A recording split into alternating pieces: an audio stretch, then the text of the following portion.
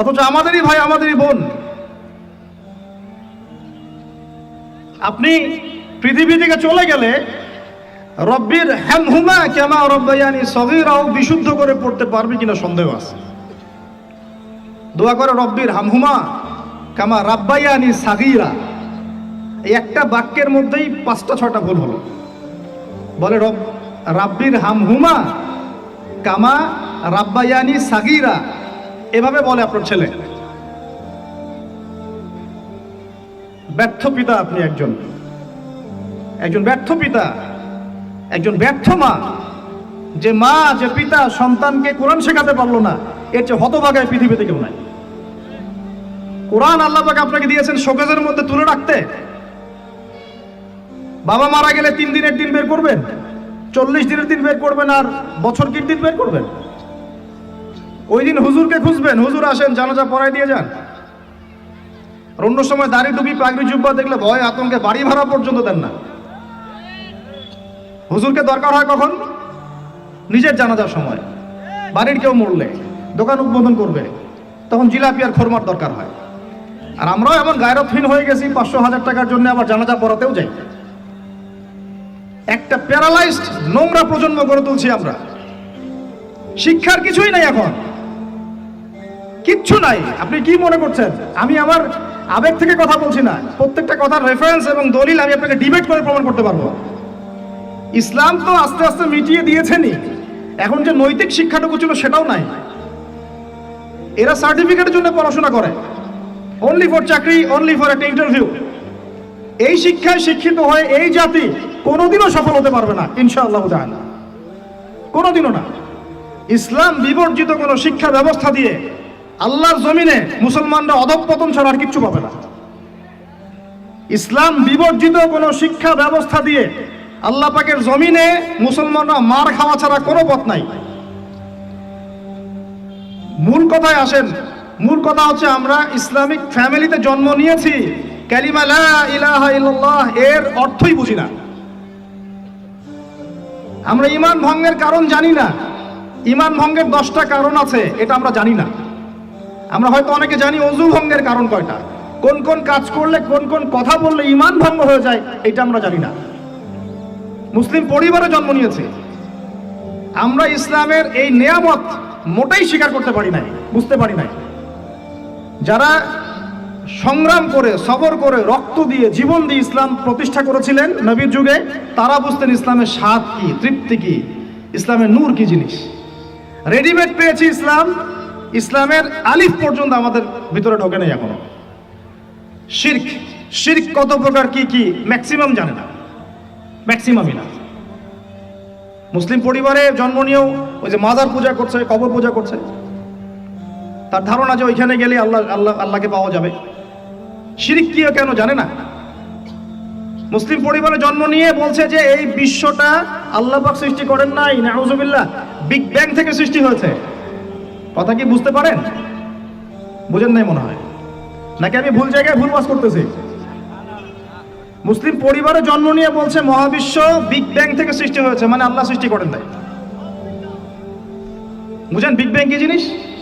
আল্লাহ পাক সূরা আম্বিয়াতে বলেছেন, আওয়ালাম ইয়ারাল্লাযীনা কাফারু, কাফেররা কি দেখে না, আন্নাস সামাওয়াতি ওয়াল আরদা, এই পুরো 7 আকাশ এবং এই জমিন পৃথিবী, কানাতা রাতকান ফাফাতাকনাহুমা, এটা একটা বিন্দুর মধ্যে ছিল। 7 আকাশ এবং জমিন এক বিন্দুর মধ্যে ছিল। ফাফাতাকনাহুমা, আমি আল্লাহ এটাকে বিস্ফোরিত করে আলাদা করে দিলাম। সুবহানাল্লাহ। তাহলে কে আলাদা করলো? এখনকার শিক্ষানীতি আপনাকে বলবেন না, আল্লাহর কনসেপ্ট এখানে নাই, ওটা অটোমেটিক্যালি সৃষ্টি হয়েছে। এবং আপনি পরীক্ষায় পাশের জন্য সেটা লিখবেনও, আপনি নিজেও মুশরিক হয়ে গেলেন।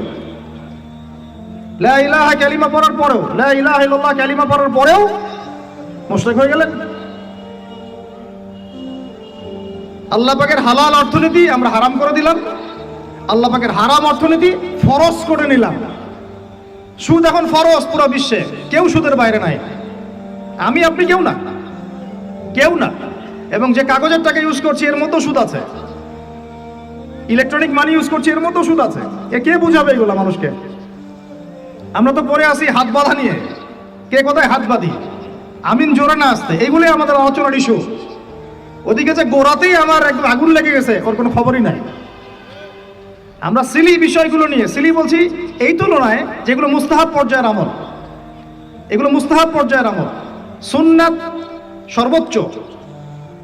আমরা ফুকাহায়ে কেরামের পরিভাষায়, উসুলের পরিভাষায় এটাকে বলি মুস্তাহাব পর্যায়ের আমল।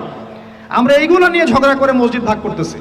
অর্থনীতির মধ্যে সুদ, পুরো বিশ্ব ব্যবস্থার মধ্যে হারাম, তাগুতি শক্তি, পুরো ওয়ার্ল্ডের যে রাজনীতি এর মধ্যে কুফর, ইহুদি, খ্রিস্টান, জায়নিসদের আগ্রাসন, প্রত্যেক দেশে দেশে মুসলিমদের উপরে নির্যাতন, শিক্ষানীতির মধ্যে ইসলাম বিবর্জন, সব চলতেছে। আর আমরা ছোট ছোট বিষয়গুলো নিয়ে তর্ক করতেছি।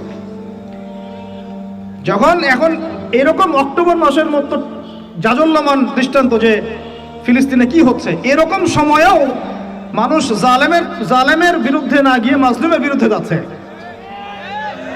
এইরকম ইস্যুতেও মানুষ মাজলুমদের পক্ষ না, কিছু কিছু মানুষ মাজলুমদের পক্ষ না নিয়ে জালেমদের পক্ষ নিচ্ছে, সমাজে শায়েখ পরিচয় দিচ্ছে। লজ্জা, মানুষের লজ্জা যখন থাকে না, মানুষ যা ইচ্ছা তাই বলতে পারে, যা ইচ্ছা তাই করতে পারে। এরকম একটা অবস্থায় মানুষ কিভাবে জালেমদের পক্ষ নিতে পারে? তো বিশ্ব সম্পর্কে তো চোখ কান খোলা রাখতে হবে আপনাকে আমাকে।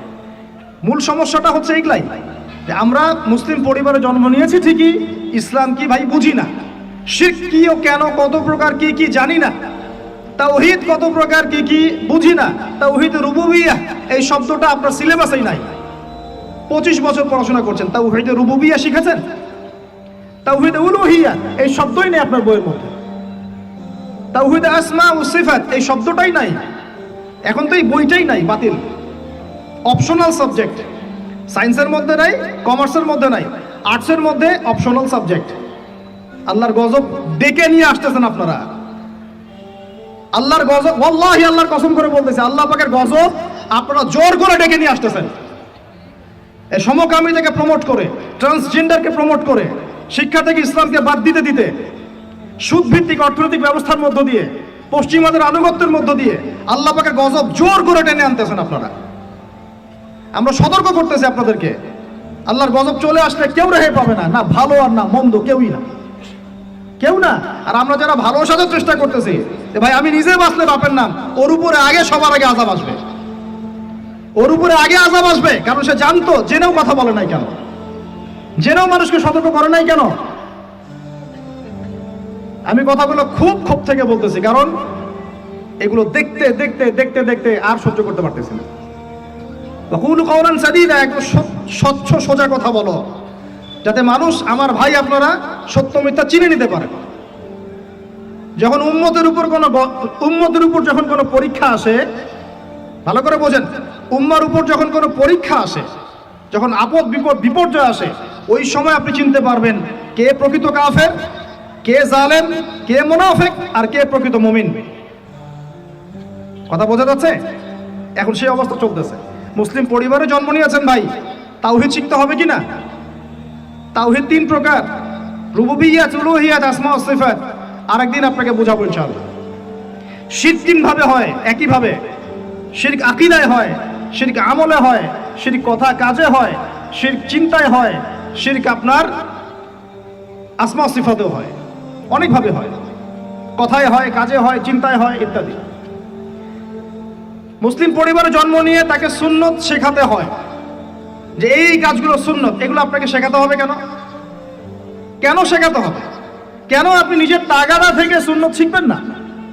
নবী সাল্লাল্লাহু আলাইহি ওয়াসাল্লাম কি হুজুরদের নবী না আপনার নবী? কথা বলেন, উত্তর দেন। নবী সাল্লাল্লাহু আলাইহি ওয়াসাল্লাম কি হুজুরদের নবী না আপনারও নবী? তাহলে আপনার মধ্যে তার সুন্নত থাকবে না কেন? আপনার চেহারায় দাড়ি নাই কেন? আপনার প্যান্টটা টাকনোর নিচে কেন? কেন আপনি নবী সাল্লাল্লাহু আলাইহি ওয়াসাল্লামের জীবনী সারা জীবনে একবার পড়ে দেখতে পারলেন না? নবী সাল্লাল্লাহু আলাইহি ওয়াসাল্লাম 23 বছর আপনার আমার জন্য কষ্ট করেছেন, মানুষের মার খেয়েছেন, গাল খেয়েছেন, তাকে 15 বার হত্যা করার চেষ্টা করা হয়েছে, তাকে দেশ থেকে বের করে দেওয়া হয়েছে, গলায় দড়ি পেঁচিয়ে টান দেওয়া হয়েছে, পিঠের মধ্যে উঠে নাড়ি ভুড়ি চাপানো হয়েছে, দাঁত ঘুষি মেরে দাঁত ফেলে দেওয়া হয়েছে, মাথা ফাটিয়ে দেওয়া হয়েছে, পা ভেঙে দেওয়া হয়েছে। কাদের জন্য? তার জন্য। তা আপনি আমি কেন তার জীবনী পড়ে দেখলাম না কখনো?